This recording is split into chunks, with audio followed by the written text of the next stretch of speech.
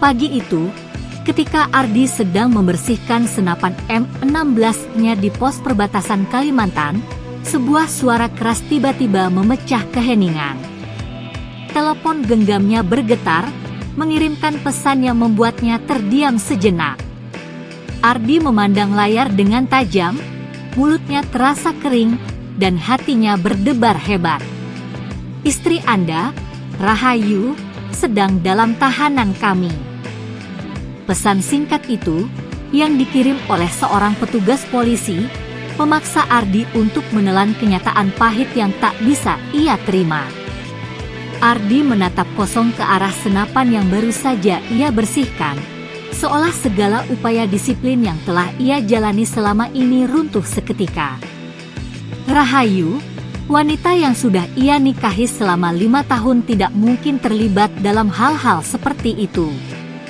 Ia mengingat betul betapa Rahayu adalah sosok yang lembut, penuh kasih, dan tidak pernah terlibat dengan kejahatan apapun, apalagi narkoba. Tetapi pesan itu jelas, ia harus segera kembali ke Jakarta. Dengan tekad bulat, Ardi memutuskan untuk meninggalkan pos perbatasan secepat mungkin dan mencari tahu apa yang sebenarnya terjadi.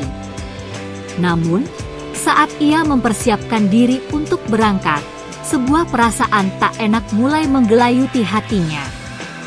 Sesuatu yang buruk pasti sedang terjadi. Setibanya di Jakarta, Ardi langsung menuju Polsek Kebayoran Baru. Di sepanjang perjalanan, pikirannya terus dipenuhi dengan bayangan buruk. Apakah ini hanya sebuah kesalahpahaman atau mungkin ada sesuatu yang lebih jahat yang tengah mengincar mereka? Setelah beberapa jam perjalanan yang terasa begitu panjang, Ardi tiba di Polsek. Ia segera melangkah cepat menuju ruang tahanan, dan di sanalah ia melihat Rahayu untuk pertama kalinya setelah kejadian tersebut. Wajah istrinya tampak pucat, mata sembab karena menangis, dan tubuhnya yang dulu tegap kini tampak rapuh di balik jeruji besi. "Aku tidak tahu itu milik siapa, Maas," Rahayu berusaha meyakinkan Ardi dengan suara gemetar. Tetapi bagi Ardi, kata-kata itu semakin menambah kebingungannya. Bagaimana mungkin sesuatu yang begitu kejam dan tak terduga terjadi begitu cepat dalam hidup mereka? Rahayu, wanita yang selalu menemani Ardi dalam suka dan duka, sekarang berada dalam posisi yang sangat membingungkan, terjebak dalam jerat yang tidak ia pahami sama sekali. Di dalam hatinya, Ardi merasakan kepanikan yang mendalam, namun ia tahu satu hal, ia harus melawan dan membebaskan istrinya dari tuduhan yang tak berdasar ini. Ketika Ardi berusaha untuk mengumpulkan pikirannya, ia tahu bahwa waktu sangat terbatas. Sementara Rahayu meringkuk di dalam tahanan, Ardi mulai merancang strategi untuk mencari tahu siapa yang berada di balik konspirasi ini. Namun, setiap langkah yang ia ambil terasa seperti langkah di atas tepi jurang. Setiap keputusan yang salah bisa membuat mereka terperangkap dalam pusaran lebih dalam, dan ia menyadari betul bahwa mereka tidak hanya menghadapi sebuah kasus narkoba biasa, tetapi juga suatu jebakan yang dirancang dengan sangat rapi. Dalam ketegangan itu, Ardi tahu bahwa ini adalah pertempuran untuk hidup mereka, dan ia harus siap menghadapinya, meskipun itu berarti melawan kekuatan yang lebih besar daripada dirinya sendiri. Rahayu ditahan di sebuah hotel di pusat kota yang terletak di daerah Kebayoran Baru, Jakarta. Ternyata, polisi menemukan barang bukti narkoba jenis sabu di kamar yang dipesan atas nama Rahayu. Ardi yang tidak percaya dengan berita tersebut. Ardi bisa melihat ketulusan di wajah Rahayu, dan ia tahu bahwa istrinya tidak terlibat dalam hal tersebut. Dengan pikiran yang kacau, Ardi mulai merencanakan langkah selanjutnya. Ia bertekad untuk membuktikan bahwa Rahayu adalah korban dari sebuah jebakan yang dirancang oleh seseorang yang ingin menghancurkan hidup mereka. Dalam kepanikan, Ardi memutuskan untuk menghubungi teman lamanya, Sertu Wira, yang kini bertugas di Kodim Jakarta Selatan. Wira adalah teman dekat Ardi yang memiliki banyak koneksi di militer. Ardi menjelaskan situasinya, dan Wira yang terkejut mendengar kabar tersebut segera menawarkan bantuan. Mereka sepakat untuk bekerja sama dan menggunakan jalur militer untuk menyelidiki kasus ini. "Jangan khawatir Ardi, kita akan cari siapa yang menjebak Rahayu," ucap Wira dengan tegas.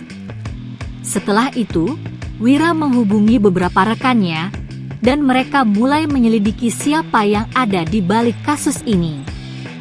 Ardi merasakan sedikit kelegaan, mengetahui bahwa teman-teman seprofesi masih bisa diandalkan dalam situasi sulit seperti ini. Penyelidikan mulai menunjukkan titik terang. Setelah beberapa hari pengumpulan bukti, terungkaplah bahwa Rahayu bukanlah satu-satunya korban dalam jaringan ini. Ternyata, pelaku utama adalah seorang pria bernama Tony, seorang rekan kerja Rahayu di perusahaan tempat mereka bekerja beberapa tahun lalu. Tony menyimpan dendam pribadi terhadap Rahayu karena suatu kejadian di masa lalu, di mana Rahayu pernah melaporkan kecurangan yang dilakukannya di tempat kerja. Tony bekerja sama dengan seorang perwira polisi, Ibtu Budi, yang memiliki pengaruh besar di kepolisian. Mereka berdua merencanakan untuk menjebak Rahayu dengan menanamkan narkoba di kamar hotel yang dipesannya. Tujuan mereka jelas, menghancurkan reputasi Rahayu dan membuatnya jatuh ke dalam masalah hukum yang besar. Setelah penyelidikan lebih lanjut, terungkap bahwa Ibtu Budi, yang bertugas di Polsek Kebayoran Baru, sebenarnya sudah terlibat dalam banyak kasus penyalahgunaan wewenang. Ia seringkali menggunakan posisinya untuk melakukan praktik kotor dan melindungi para penjahat. Salah satu dari penjahat yang ia lindungi adalah Tony, yang selama ini telah memanfaatkan kedekatannya dengan Budi untuk menjalankan bisnis gelap. Dari laporan yang dikumpulkan oleh tim penyelidik, mereka juga menemukan bukti bahwa Kapolsek Kebayoran Baru, Sudarmaji, sengaja menutup mata terhadap berbagai praktik ilegal yang terjadi di bawah komandonya. Kapolsek yang seharusnya menjaga keamanan dan ketertiban justru telah menjadi bagian dari masalah tersebut. Semakin dalam Ardi menggali, semakin banyak fakta mengejutkan yang terungkap. Tidak hanya itu Budi yang terlibat dalam konspirasi jahat ini, tetapi sistem di dalam institusi tempat ia bekerja juga tampak memiliki lubang-lubang kotor yang sulit dibersihkan. Kapolsek Sudarmaji, yang seharusnya menjadi pengayom masyarakat, ternyata telah bersekutu dengan Ibtu Budi dan Tony dalam sebuah jaringan penyalahgunaan wewenang yang merajalela.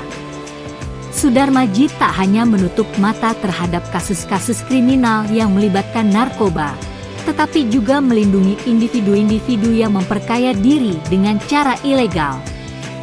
Sistem yang seharusnya menjadi benteng hukum malah menjelma menjadi ladang bagi mereka yang mencari keuntungan pribadi, dengan mengorbankan orang tak bersalah. Lebih mengejutkan lagi, tim investigasi menemukan bahwa praktek-praktek korupsi ini sudah berlangsung lama, jauh sebelum kasus Rahayu muncul. Ibtu Budi dan Tony bukanlah pemain tunggal dalam permainan kotor ini. Mereka beroperasi dengan jaringan yang luas, melibatkan beberapa pejabat tinggi di kepolisian dan oknum-oknum tertentu, yang memiliki kepentingan pribadi dalam dunia narkoba. Beberapa laporan yang masuk ke Propam selama bertahun-tahun terkait penyalahgunaan wewenang ini sengaja disembunyikan dan diperlambat, membuat sistem hukum tampak rapuh dan tak berfungsi sebagaimana mestinya.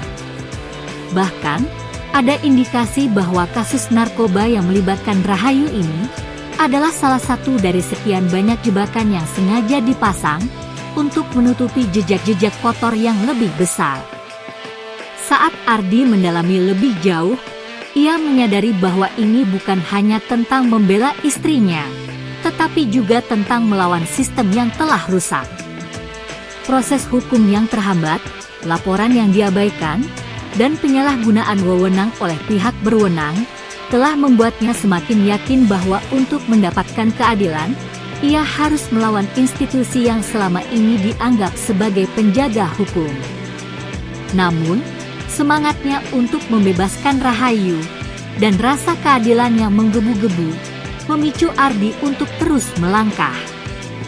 Dalam dirinya tumbuh tekad yang kuat untuk meruntuhkan tembok-tembok korupsi yang sudah terlalu lama mengakar di dalam institusi tersebut, meski itu berarti melawan kekuatan yang jauh lebih besar dari dirinya. Setelah bukti-bukti yang cukup dikumpulkan, akhirnya kasus ini sampai ke Propam, Divisi Profesi dan Pengamanan, dan POM TNI. Investigasi yang dilakukan oleh kedua institusi tersebut memaksa pihak kepolisian untuk melakukan tindakan tegas. Kapolsek Sudarmaji diberhentikan dari jabatannya setelah terbukti terlibat dalam penutupan kasus dan penyalahgunaan wewenang. Sementara itu, Ibtu Budi dipecat dan dijatuhi hukuman pidana karena keterlibatannya dalam jaringan narkoba. Semua bukti menunjukkan bahwa Tony memang berniat untuk menghancurkan hidup Rahayu, dan upaya mereka pun gagal. Akhirnya, dengan bantuan Wira dan rekan-rekan dari militer, Ardi dan Rahayu bisa kembali menjalani kehidupan mereka dengan tenang. Rahayu yang sempat merasakan trauma berat akibat insiden tersebut, merasa lega ketika semua tuduhan terhadapnya dicabut. Meskipun masih merasakan kepedihan akibat pengalaman tersebut, Ardi selalu ada untuk mendukungnya. Rahayu akhirnya dibebaskan dari segala tuduhan yang menimpanya. Namun, meskipun dia bebas dari penjara fisik, bekas luka emosional yang ditinggalkan oleh peristiwa ini masih membekas. Ardi memahami betul bahwa meskipun mereka telah menang dalam pertempuran hukum ini, perjuangan untuk pulih sepenuhnya dari trauma ini akan memakan waktu. Ardi dan Rahayu, meskipun telah melewati ujian berat, tetap berpegang pada keyakinan bahwa cinta dan kepercayaan adalah fondasi yang tidak akan pernah goyah. Mereka berdua memulai babak baru dalam hidup mereka, mencoba untuk melupakan semua kesedihan yang telah menimpa mereka. Setelah semuanya selesai, Ardi dan Rahayu memutuskan untuk meninggalkan Jakarta dan kembali ke kampung halaman mereka di Yogyakarta. Di sana, mereka memulai kehidupan baru, jauh dari kekacauan dan bahaya yang telah mereka alami. Ardi yang kini telah kembali bertugas di Satuan Militer Yogyakarta, merasa bahwa kehidupannya sudah cukup. Rahayu, meskipun masih merasakan trauma akibat peristiwa tersebut, merasa sangat bersyukur atas dukungan dan kasih sayang yang diberikan oleh suaminya. Mereka berdua menyadari bahwa meskipun dunia ini penuh dengan ketidakpastian dan tantangan, selama mereka bisa bersama, mereka akan mampu melewati semuanya. Dengan tangan saling menggenggam, Ardi dan Rahayu siap untuk melangkah ke depan, meninggalkan masa lalu yang penuh luka, dan memulai hidup baru yang lebih baik dan penuh harapan. Cerita ini mengisahkan perjalanan Ardi dan Rahayu, pasangan yang harus menghadapi cobaan besar setelah Rahayu dijebak dalam sebuah kasus narkoba. Dengan perjuangan dan bantuan dari teman-teman Ardi di militer, mereka berhasil mengungkap kebenaran dan membebaskan Rahayu. Walaupun mereka mendapatkan keadilan, proses pemulihan dari trauma tetap menjadi perjalanan yang panjang bagi mereka berdua. Namun, cinta dan kepercayaan mereka terhadap satu sama lain menjadi kekuatan yang membuat mereka terus maju.